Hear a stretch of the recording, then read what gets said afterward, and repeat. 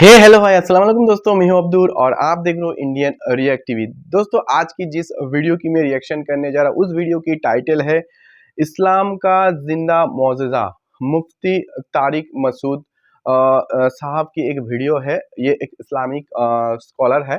तो इस वीडियो को करेंगे आज रिएक्शन। तो वीडियो अगर अच्छा लगे तो लाइक ज़रूर करना, और अगर आपका कोई कमेंट हो नीचे कमेंट सेक्शन में ज़रूर बताना। और ऐसे नए नए रिएक्शन वीडियो देखने के लिए चैनल को अभी सब्सक्राइब करें और बेल आइकन को प्रेस करके ऑल नोटिफिकेशन को क्लिक करके रखिए। तो चलिए दोस्तों, वीडियो की रिएक्शन शुरू करते हैं बिना किसी देरी के। तो कुरान कह रहा है कि अगर खुदा अहले ईमान को लड़ने का हुक्म ना देता तो जमीन में कोई इबादतगाह भी बाकी ना रहती। तो अल्लाह ने मोहम्मद सल्लल्लाहु अलैहि वसल्लम के जरिए जो जिहाद का काम लिया, बदर से शुरू हुई है लड़ाई, और लड़ते लड़ते लड़ते लड़ते यहां तक कि रसूलुल्लाह सल्लल्लाहु अलैहि वसल्लम ने फरमाया ला तज़ालु ताइफतुम मिन उम्मती ज़ाहिरीन अलल हक़। आपने फरमाया मेरी उम्मत की एक जमात हमेशा हक पर गालिब रहेगी, युकातिलून, और वो हमेशा लड़ती रहेगी यहां तक कि दज्जाल जाहिर हो जाए। उस वक्त से लेकर 1400 साल गुजर गए, तारीख में एक लम्हा भी ऐसा नहीं आया है कि इस्लाम दुश्मन कुव्वतें कुफर को ताकत के जोर से इस्लाम दुश्मन कुव्वतें इस्लाम को ताकत के जोर से खत्म करने की कोशिश ना कर रही हों और मुसलमान उसके मुकाबले में खड़े ना हुए हों। और इसी की लेटेस्ट मिसाल जो मिलती है अफगानिस्तान है। पहले रशिया ने हाथ साफ किया, वहां पे जिस मुल्क पे पांव रखा उसने उसको हड़प कर दिया। आप क्या रशिया की ताकत को कम समझते हैं? इतनी बड़ी ताकत, इतनी बड़ी पावर।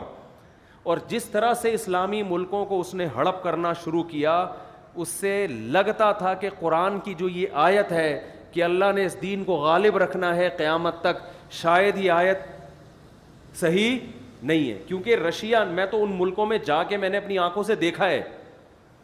उज़्बेकिस्तान में गया, बुखारा में गया, समरकंद में गया। उन्होंने बताया कि रशिया ने इस्लाम को ख़त्म करने के लिए इतना जुल्म किया है कि अगर किसी के वुज़ू का निशान भी नज़र आता था उसको फ़ौरन कत्ल कर दिया जाता था।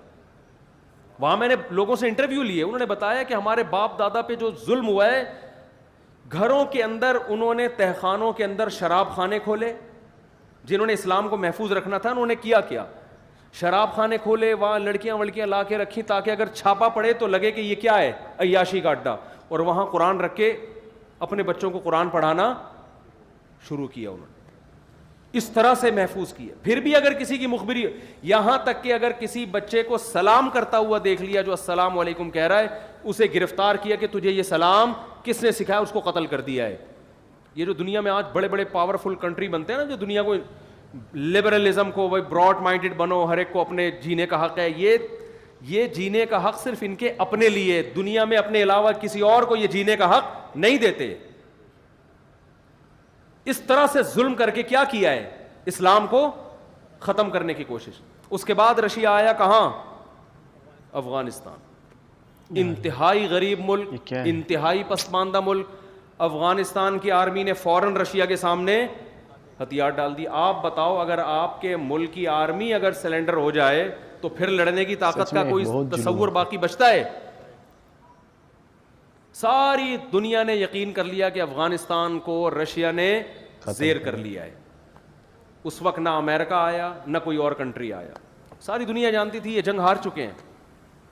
लेकिन वही है कि अल्लाह ने क्या फरमाया, लियुज़हिरहु अलद्दीनी कुल्लिही। हमें याद है अफगानियों ने, हम तो छोटे बच्चे थे उस वक्त खबरें सुनते थे, जो लोग वहाँ से लड़के आते थे मिट्टी के गारों से फेंकना शुरू किए टैंकों के ऊपर। 100 आदमी टैंकों के सामने आके खड़े हो जाते थे, शहीद हो रहे हैं, बिलाखिर एक जाके टैंक पे कब्जा कर रहे हैं। इतनी कुर्बानियाँ दी हैं कि 16 लाख तो ऑफिशियली ये रिपोर्ट है, हकीकत इससे कई गुना अफगानों की पूरी नस्ल कट गई उसमें।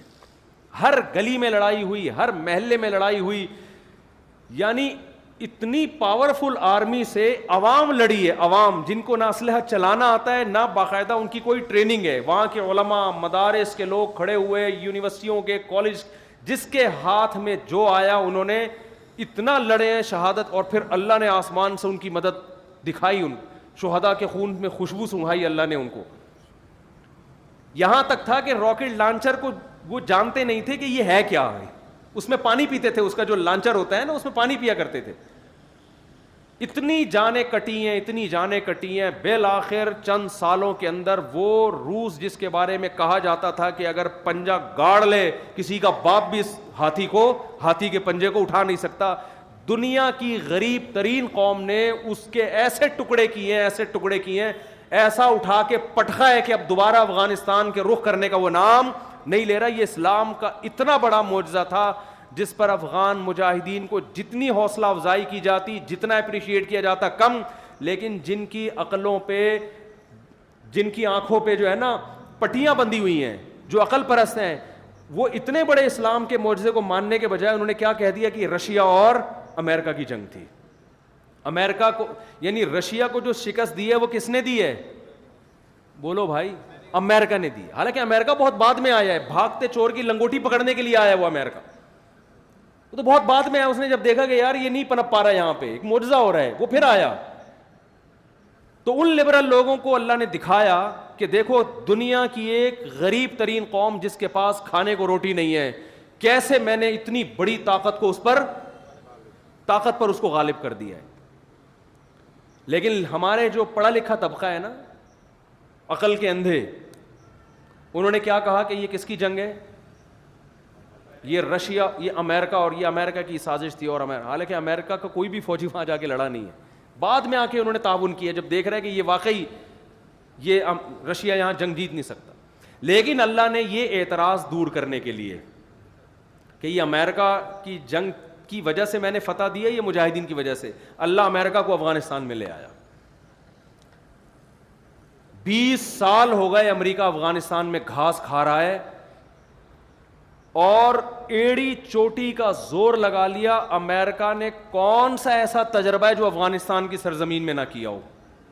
ڈیزی کٹر بم 32 ہزار ٹن وزنی بم استعمال کیے. ایسی ٹیکنالوجی اس نے استعمال کی ہے جو تاریخ میں اب تک کسی جنگ میں اتنی زبردست ٹیکنالوجی استعمال نہیں ہوئی. اتنے غریب, بالکل اس کی مثال جیسے کوئی مرغی کو توپ سے اڑانے کی کوشش کرے نا, تو امریکہ نے وہی مثال یہاں قائم کی. افغانستان جیسے غریب ترین ملک جن کے پاس کھانے کو روٹی نہیں, سر چھپانے کے لیے چھپڑے نہیں ہیں, اس غریب ترین کھنڈر ملک کو توپ کے ذریعے فتح کرنے کی کوشش کی ہے. لیکن غلبہ کس کا ہوا ہے؟ مرغی کا. نہیں آ رہی میرا خیال باس. یہ تو میڈیا کوریج نہیں کر رہا, میڈیا بتا نہیں رہا ہے, کیونکہ ڈنڈا کس کا ہے؟ امریکہ کا. وہ کہہ رہا ہے بھائی وہ چیزیں بتاؤ جو میں اجازت دوں, جو میں اجازت نہیں دوں اس کی آپ کو بتانے کی پرمیشن نہیں ہے. ایک بات بتاؤ, یہ اسلام کا بہت بڑا معجزہ نہیں ہے؟ 20 سال ملا عمر 10 سال تو وہ پہاڑوں میں چھپ کے قیادت کی ہے انہوں نے. دنیا میں کوئی ایسا کمانڈر دیکھا آپ نے جس کو سیٹلائٹ سیارے سونگ رہے ہوں, اس کی اپنی قوم, اپنی عوام, اس کے بہت سارے لوگ اس کے خلاف ہوں, وہاں جو گورنمنٹ قائم ہو وہ اس کے خلاف ہو, سارے مل کے اس کو پکڑنے کی کوشش کر رہے ہو, پہاڑوں میں چھپ کے چھپ بھی رہا ہو, اور 52 ملکوں سے اکیلا لڑ بھی رہا ہو. ہر ملک نے جا کے افغانستان میں تجربہ کیا ہے. فرانس کی فوجیں وہاں آئیں, کینیڈا کی فوجیں وہاں آئیں, ترکی کی فوجیں وہاں آئیں, اور جناب نہیں ہے ایسے ایسے ملک جو ہم نے کبھی سنے ہی نہیں تھے. ہالینڈ وہاں پہنچا, سب جرمنی وہاں پہنچا, اور ان کی اپنی آرمی بھی انہی کے ساتھ.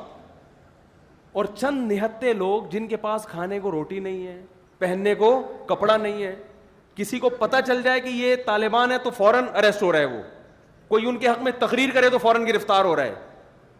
ایسے قوم میں پہاڑوں میں چھپ کے ایک شخص کمانڈ بھی کرتا ہے اور 52 ملکوں سے اپنی آرمی کو لڑا بھی رہا ہے.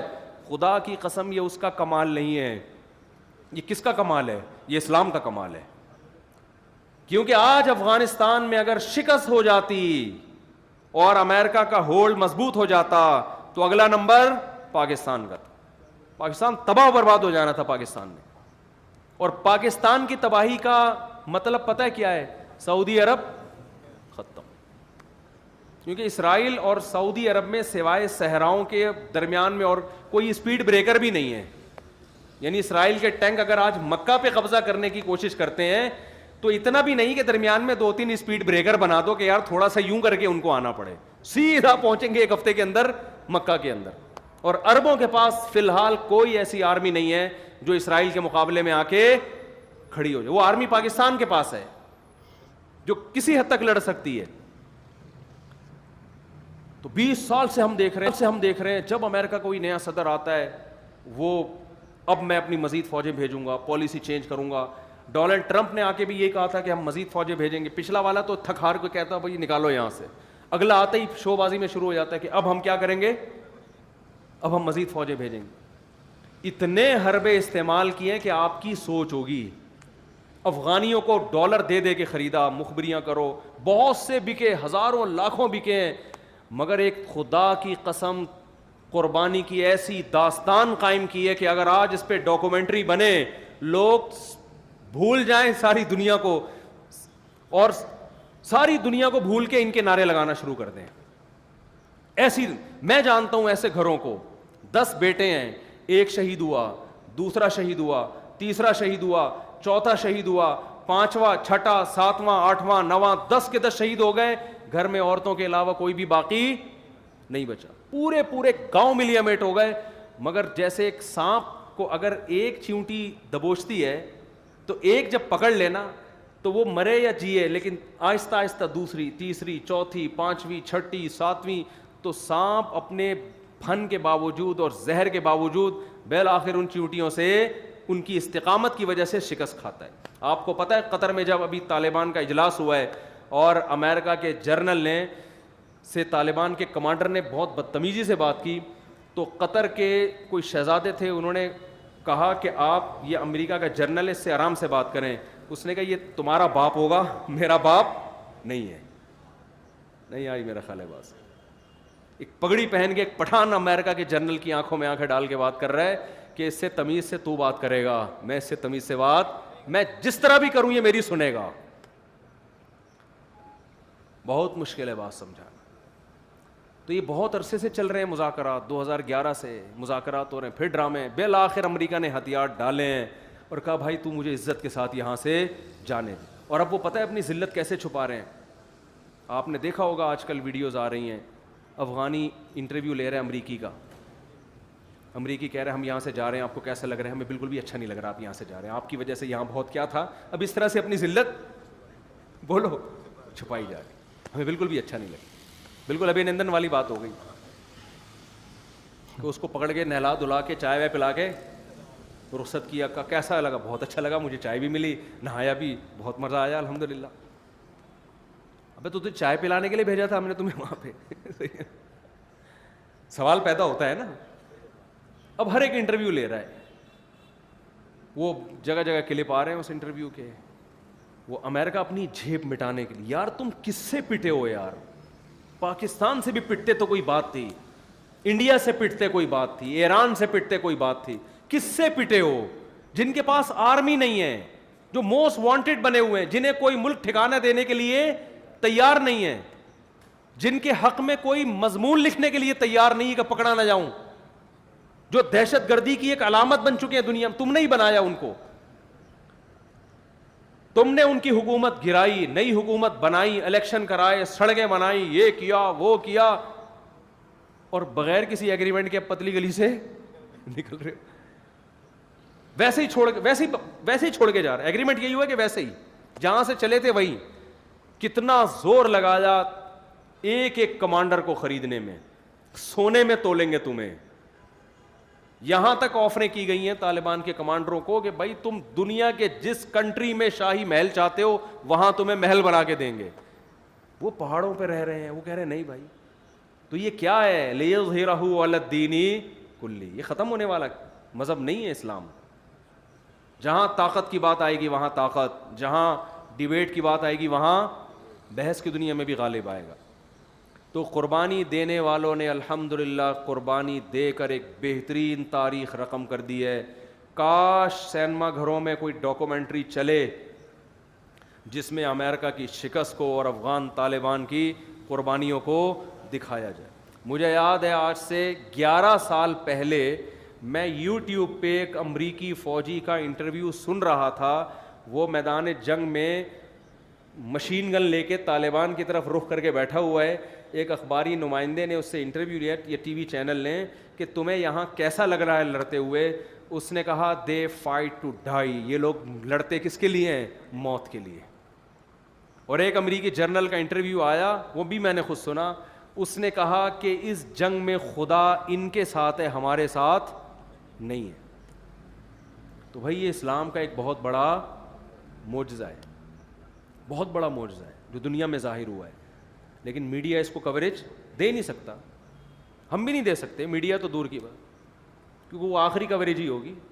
ایسے ہی ہے جیسے آپ اخبار میں ریاض بصرہ کا انٹرویو شائع کر دو تو اس کے بعد کیا ہوگا, ظاہر ہے وہ آخری ہی ہوگا, کر نہ دیں کہیں. ریاض بصرہ کا ہمارا کوئی تعلق نہیں ہے, میں ایک مثال دی ہے. تو دوستو دیکھیے آج اس ویڈیو کو, تو ویڈیو اچھا لگا تو لائک کرنا. تو اس ویڈیو میں جو اسلام کا زندہ معجزہ ہے وہی مفتی طارق مسعود نے بتایا. تو آج کی اس ویڈیو اتنا تک. نیکسٹ ریئیکشن ویڈیو دیکھنے کے لیے چینل کو ابھی سبسکرائب کیجئے, اور ملتے ہیں نیکسٹ ویڈیو میں. تب تک کے لیے خدا حافظ.